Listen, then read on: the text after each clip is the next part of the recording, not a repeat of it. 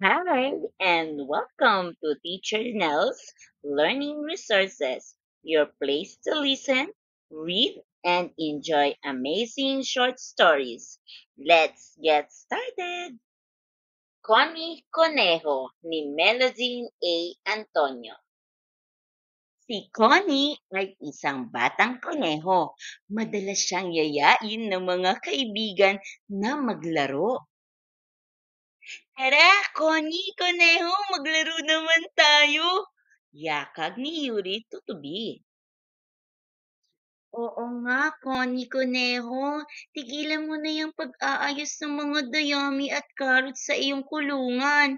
Di naman yan mawawala eh. Dagdag ni Ella Gagamba habang naglalambitan sa mga sapot niya. Takot na takot magutom. Panunukso ng uod na si Edu. Ninitian ni Connie Conejo ang mga kaibigan. Lumitaw ang mapuputi nitong ngipin. Mauna na kayo. Tatapusin ko muna ito. Baka kasi umulan. Hindi pa sapat ang pagkain na ipon ko. Saka kailangan ko ring ayusin ang aking higaan. Dapat may pamalit ako dahil baka mabasa ng ulan itong nakalatag. Tara na nga, iwan na natin si Connie Conejo. Parati naman niyang ganyan eh. Naiinis na wika ni Ella Gagamba na mabilis na tumalon at nagduyan sa sapot niya. Oo nga, sagot ng uod na si Edu. Mas mahalaga sa kanya ang mag-ipon ng pagkain kaysa mga kaibigan.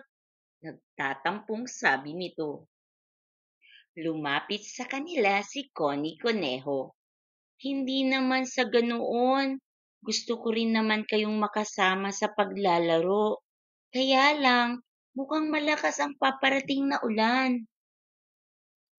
Tingnan ninyo ang kalangitan. Itinuro niya ang madilim at makapal na kaulapan sa katanghalian. Kapag ganyan ang itsura ng mga ulap, tiyak na tatagal ng higit sa 2 araw ang pag-ulan. Dapat mag-impok ng mga kakainin at gagamitin. Ayokong magutom tsaka lamigin. Kailangang may mga tuyong dayaming mahihigaan at sapat na pagkain na tatagal ng ilang araw. Paliwanag ni Connie. Teka, ikaw ba may ipong mga pagkain? Nag-aalalang tanong ni Ella Gagamba kay Yuri Tutubi. Naku, wala pa nga pala. Naubos ko na kagabi ang natitira ko pang pagkain. Nalibang kasi ako sa paglalaro at pakikipagkwentuhan sa inyo kahapon pa. Nag-aalalang sagot ni Yuri Tutubi. Ganun, dapat na tayong kumilos at mukhang bubuhos na ang ulan. Nahihintakutang sagot ni Ella Gagamba. Teka, paano na ang plano natin paglalaro? Takang tanong ng uod na si Edu. Saka na lang tayo maglaro kapag maaraw na at maganda na ang panahon. Unahin muna natin ang pag-iipon ng pagkain at paghahanda ng tuyong mahihigaan natin. Kapag nagsimula na ang ulan, di na tayo makalalabas.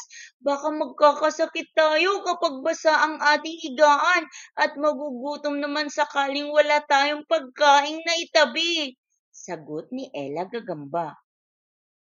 Napangiti si Connie Conejo sa narinig sa mga kaibigan. Tama, mag-ipon na tayo ng pagkain para pagdating ng pangangailangan, hindi tayo kukulangin. Tiyakin din natin ang tuyong mahihigaan natin para ang pagkakasakit ay maiwasan natin, wika ni Connie.